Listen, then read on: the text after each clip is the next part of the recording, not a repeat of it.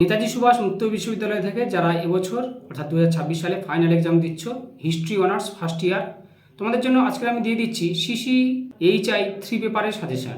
ইতিপূর্বে আমি CCHI 1 CCHI 2 দিয়েছি, আজকে দিয়ে দিচ্ছি CCHI 3 এবং পরবর্তী ভিডিওতে আমি CCHI 4 দিয়ে দেবো। আমি যেগুলো দিচ্ছি শুধুমাত্র সেগুলোই পড়ে যাও, এর বাইরে আর অতিরিক্ত কিছু করার দরকার নেই।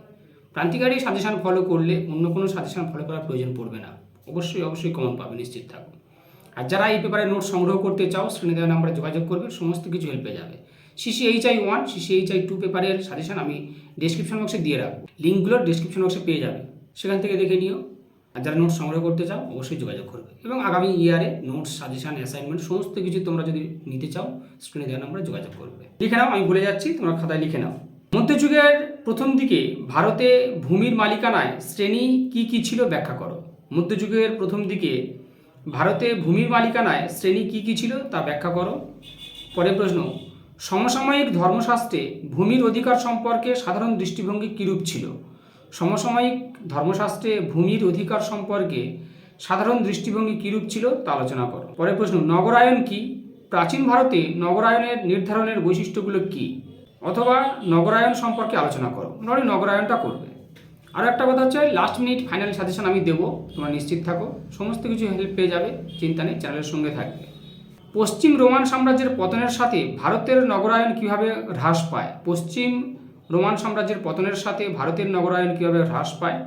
এশীয় উৎপাদন পদ্ধতি কি। এশীয় উৎপাদন পদ্ধতি কি। পরের প্রশ্ন, প্রাচীন ভারতের বিভিন্ন বাণিজ্য পথগুলো কি কি। প্রাচীন ভারতের বিভিন্ন বাণিজ্য পথগুলো কি কি। গুপ্তযুগে ব্রাহ্মণ্য ধর্মের বিস্তার কেমন ছিল। গুপ্তযুগে ব্রাহ্মণ্য ধর্মের বিস্তার কেমন ছিল, অথবা হিন্দু পুনরুত্থানের যুগ বলতে কী বোঝায়। হিন্দু পুনরুত্থানের যুগ বলতে কী বোঝায়। ভারতীয় ইতিহাসে ধ্রুপদী পর্যায় বলতে কী বোঝায়। ভারতীয় ইতিহাসে ধ্রুপদী পর্যায় বলতে কী বোঝায়, অথবা গুপ্তযুগকে সুবর্ণযুগ বলা হয় কেন। খুব গুরুত্বপূর্ণ, গুপ্তযুগকে সুবর্ণযুগ বলা হয় কেন, এবং গুপ্ত সাম্রাজ্যের বা গুপ্তযুগের পতনের কারণ অবশ্যই মুখস্থ করবে, এটা খুব ইম্পর্ট্যান্ট। বৈদিক যুগের অর্থনৈতিক অবস্থা কেমন ছিল।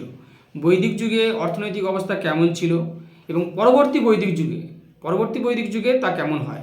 এটা কোশ্চেনে মেনশন করলেও লিখতে হবে, মানে বৈদিক যুগের অর্থনৈতিক অবস্থা কেমন ছিল এবং পরবর্তী বৈদিক যুগে তা কতটা পরিবর্তন হয় বা কেমন ছিল, তা অবশ্যই লিখতে হবে।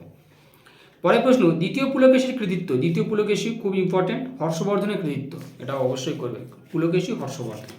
দেখো, ব্যাপারটা হচ্ছে যে 10 আর 5 নম্বরের পরে আমি কিন্তু আলাদা করছি না, কারণ যেগুলো 5-এর সেগুলো আবার 10-এও আসতে পারে, 10-এগুলো আবার 5-এ আসতে পারে। কোশ্চেন মান অনুযায়ী লিখবে, যেমন পড়বে সেই প্যাটার্ন সেই সিস্টেম অনুযায়ী লিখে দিব, তাহলেই হয়ে যাবে। যদি 5-এর পরে তাহলে ছোটো করে লিখবে, 10-এর পরে বড়ো করে লিখবে। মোটামুটি 10-5 দেখবে একই কোশ্চেন, তোমরা যে প্রিভিয়াস ইয়ারের কোশ্চেনগুলো আছে সেগুলো একটু ফলো করো। পরবর্তী গুপ্ত রাজাদের আমলে রাজনৈতিক পরিস্থিতি কেমন ছিল। পরবর্তী গুপ্ত রাজাদের আমলে রাজনৈতিক পরিস্থিতি কেমন ছিল। জমির উপর প্রাকৃতিক মালিকানা প্রাপ্তির পদ্ধতি কি কি। জমির উপর প্রাকৃতিক মালিকানা প্রাপ্তির পদ্ধতি কি কি। ভারতে জাতিভেদ প্রথার উদ্ভব ও বিবর্তন। জাতিভেদ প্রথা খুব গুরুত্বপূর্ণ প্রশ্ন। কিছু টিকা আমি দিচ্ছি। মথুরা স্তূপ, গান্ধার শিল্প, প্রাকৃত ভাষা, তন্ত্রযান, চতুরাষ্ট্র। রিপিট, মথুরা স্তূপ, গান্ধার শিল্প, প্রাকৃত ভাষা, তন্ত্রযান, চতুরাষ্ট্র। পরের প্রশ্ন হচ্ছে, প্রতিবাদী ধর্ম আন্দোলন বলতে কী বোঝো। বৌদ্ধ ও জৈন ধর্ম সম্পর্কে আলোচনা করো। এটা আবার ঘুরিয়ে আসে যে বৌদ্ধ জৈন ধর্মের পার্থক্য, অথবা হিনজান ও মহাযান কি, এগুলো কিন্তু শর্ট কোশ্চেনে বা 5-এ আসে। রেশম পথের উল্লেখ সহ ভারতের ব্যবসা বাণিজ্যের পথগুলো কি কি ছিল তা আলোচনা করো। রেশম পথের উল্লেখ সহ ভারতের ব্যবসা বাণিজ্যের পথগুলো কি কি ছিল তা আলোচনা করো। চোল প্রশাসন সম্পর্কে লেখো, এবং চোলদের যে সামুদ্রিক কার্যকলাপ বা ক্রিয়াকলাপ, এটাও 5-এ ঘুরিয়ে দেয়। চোল প্রশাসনটা করবে এবং চোলদের সামুদ্রিক কার্যকলাপটা ভালো করে করবে। সাতবাহন শাসন ব্যবস্থা কেমন ছিল, অথবা গৌতমীপুত্র সাতকর্ণীর কৃতিত্ব। খুব ইম্পর্টেন্ট কোশ্চেন, সাতকর্ণী। প্রাচীন ভারতের বর্ণ ব্যবস্থা কেমন ছিল। প্রাচীন ভারতের বর্ণ ব্যবস্থা কেমন ছিল, অথবা চতুরাশ্রম প্রথা, যেটা আর কি। ভারতে বর্ণ প্রথার পতনে আর্থসামাজিক কারণ কীরূপ ছিল। ভারতে বর্ণ প্রথার পতনে আর্থসামাজিক কারণ কীরূপ ছিল। প্রাচীন ভারতের চিকিৎসাবিদ্যা কেমন ছিল। প্রাচীন ভারতের চিকিৎসাবিদ্যা কেমন ছিল। বাংলার টেরাকাটা, আবার কয়েকটা টিকা আমি তোমাদের বলে যাচ্ছি, লিখে নাও। বাংলার টেরাকাটা, অর্থশাস্ত্র, পালি ভাষার বিকাশ, পল্লবদের উৎপত্তি। পল্লবদের স্থাপত্য ভাস্কর্য আবার আসে, পল্লবদের স্থাপত্য ভাস্কর্য। দেখো, কোশ্চেন কিন্তু ঘুরিয়ে ফিরিয়ে আসে, এটা আমি প্রত্যেকটা ভিডিওতে বলি। তোমাদের কোশ্চেন ঘুরিয়ে ফিরিয়ে আসে, তাই কোশ্চেনের প্যাটার্ন অনুযায়ী লিখতে হবে, সিস্টেম অনুযায়ী লিখতে হবে। আর কোনো কোশ্চেন ছাড়বে না, আমি সমস্ত ভিডিওতে বলছি, কিন্তু কোনো কোশ্চেন ছাড়বে না।